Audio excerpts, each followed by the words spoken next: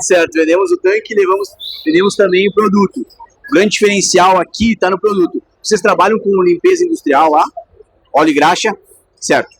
Vou te explicar um pouquinho sobre como que funciona o nosso produto. Aqui é um produto biodegradável, que trabalha com um sistema de biorremediação. Basicamente, o que é? É um micro-organismo que está no líquido. E esse micro-organismo ele se alimenta de óleo e graxa, fazendo o quê? Fazendo com que você tenha praticamente um tratamento aqui dentro do próprio líquido.